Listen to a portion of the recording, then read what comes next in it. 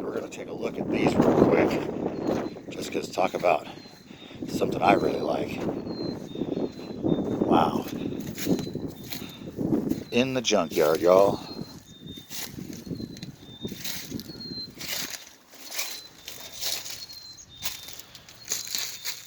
Bunch of stuff in it. 68. Looks like 2 of them.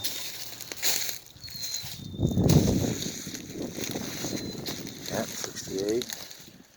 And another 68. So 2 68s.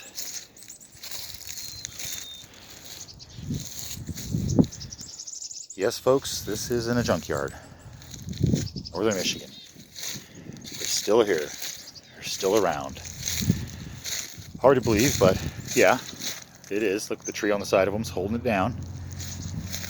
But yeah, there it be.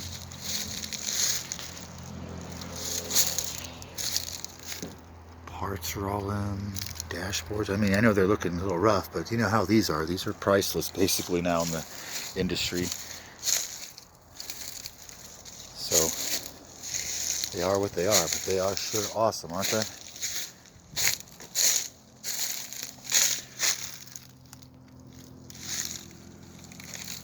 Yeah. I'll be back to you. Probably gonna get these.